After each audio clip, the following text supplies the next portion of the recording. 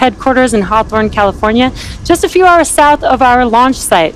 Tonight, we are launching SpaceX's Transporter-7 mission. This is our 7th dedicated small-sat rideshare program launch. This mission will mark our 24th launch for this year and 224th mission of all time. Now on this flight are 51 spacecraft, including CubeSats, microsats, hosted payloads, and orbital transfer vehicles carrying spacecraft to be deployed at a later time.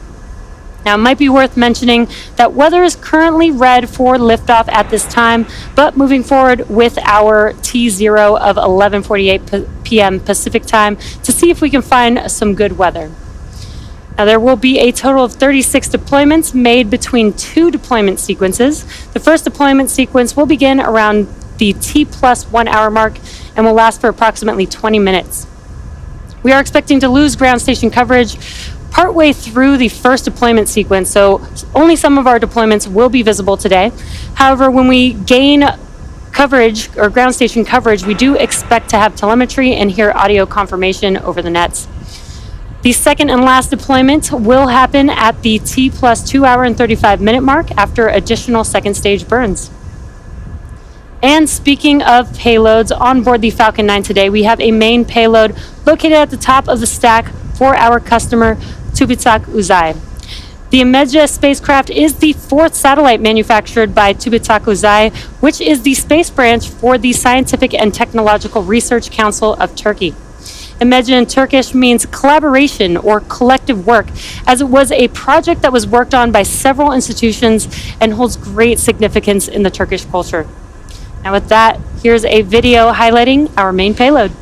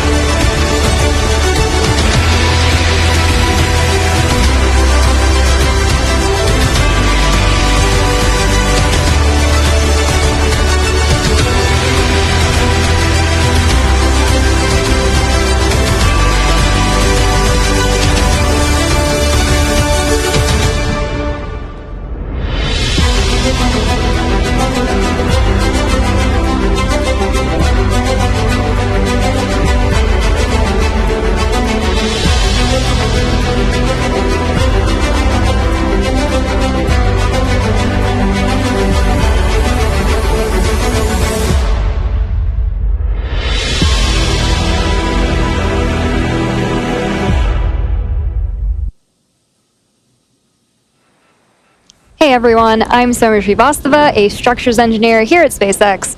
On your screen is a live view of the Falcon 9, which is a reusable 2-stage rocket, which rolled out to the pad and went vertical early this morning. Falcon 9 is kind of like 2 rockets in one, with the first stage and the second stage stacked on top of one another.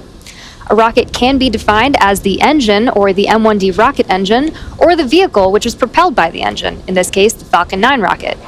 For a sense of scale, the two-stage Falcon 9 stands about 70 meters tall, which is slightly taller than a 21-story building. What you're seeing on your screen are the 4 main parts that make up the rocket, the first and second stages, the black composite inner stage, which connects those two, and the payload fairing at the very top. Speaking of the fairing, the 51 spacecraft on board the second stage today are safely enclosed inside the large pointed structure at the very top of the rocket, which is the payload fairing.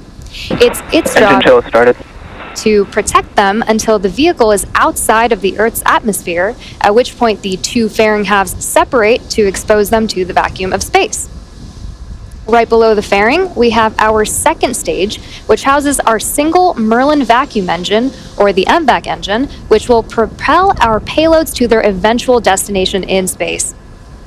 On today's mission, you might notice something a bit different, which is that we are flying with a shorter nozzle extension attached to our MVAC engine. Going forward, our teams plan to use this shorter nozzle when we don't need as much performance to get the payload to its final destination. Stage 1, RP1 load complete. But don't worry, the larger nozzles are not going away forever, and we still plan to fly the full-sized MVAC nozzles on missions that require a more significant amount of thrust from Stage 2 or ones that contain a heavier payload. So keep an eye out for that after stage separation. Moving on further down the rocket, below the second stage is the black carbon fiber inner stage. The inner stage connects the two stages and houses the center pusher that allows the first and second stages to separate during flight. It also houses the MVAC nozzle, which I was just talking about. And below that, we have the first stage, which we usually refer to as the booster. The first stage makes up the bottom 2/3 of the vehicle and has 9 M1D engines at the bottom. Those 9 Merlin engines do the bulk of the work to get Falcon 9 off the ground and up to the thinner parts of the Earth's atmosphere. Stage 1 is the primary part of Falcon 9 that we recover, refurbish, and reuse for multiple flights, which allows us to bring down the cost of regularly launching rockets. At around 2.5 minutes into flight, the first stage will separate and make its way back to Earth to attempt a land landing at landing zone 4, which isn't too far from the launch pad. For those of you who are keeping track, Thanks, President, for strong back recheck. For those of you who are keeping track, today's mission marks the 10th flight for this particular booster, which has previously supported the Sentinel-6 Michael Freilich mission, DART, and 7 Starlink missions. For today's mission, unlike typical Falcon 9 missions, we'll be performing a single engine entry burn and a 3-engine landing burn on the first stage after stage separation. This is due to the change of second stage engine performance with the shorter nozzle. So switching up the number of engines we light up during these 2 milestones on the booster during descent will allow us to more efficiently land on LZ-4. We've previously performed similar types of burns, most commonly on the Falcon Heavy side boosters. This will, however, be the first Falcon 9 first stage to perform these burns with this changed engine configuration to land back on land. It's also worth noting that we are predicting slightly higher winds during our landing attempt, but hopefully the weather will cooperate with us. So be sure to keep an eye out during both entry and landing burn to see if you can see the difference based on how many engines are lit up. At T-minus 3 minutes and 33 seconds, the vehicle is healthy and we are currently tracking no issues. However, the weather is currently a watch item and red, but we are planning on moving towards our planned T0 of 11:48 p.m. If for some reason we do not launch today, we have another opportunity tomorrow at the same time.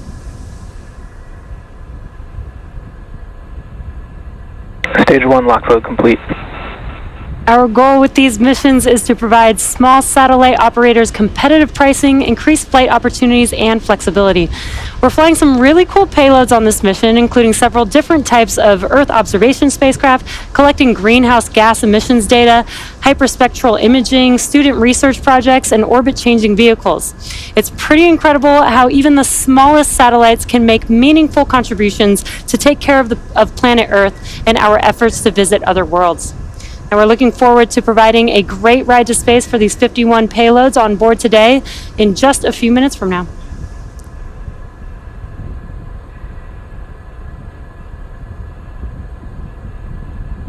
Now at this point, we have completed LOX loading on the first stage. We're coming up on LOX loading completion on the second stage in a few seconds here at the T-minus 2 minute mark. And again, we are keeping our eye on the weather for T0.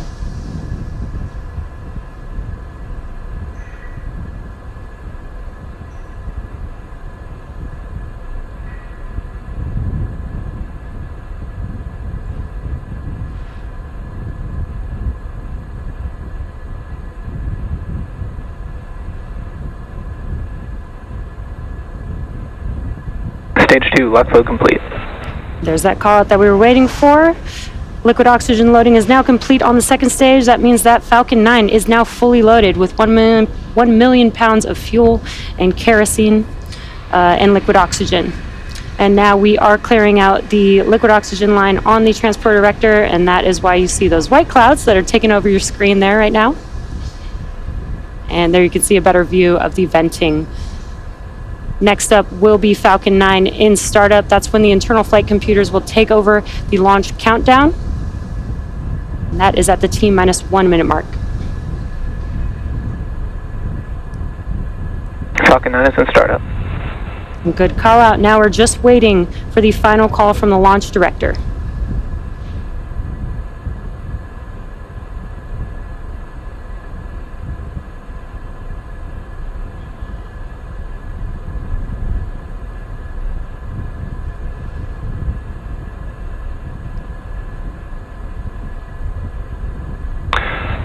Launch director on countdown 1. Hold, hold, hold. Launch abort has started.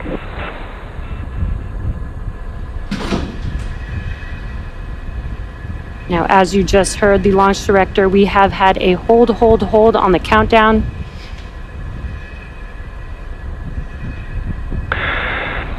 As launch director on countdown net, a manual hold was called due to weather constraints.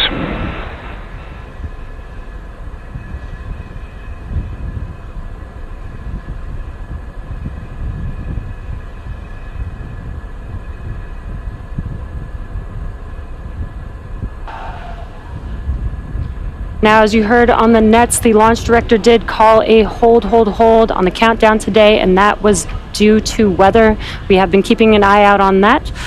The vehicle and payload remain in good health, and our next launch opportunity is tomorrow at the same time at 11:48 p.m. Pacific time. As always, thanks for watching, and we hope to see everyone back here for our next attempt.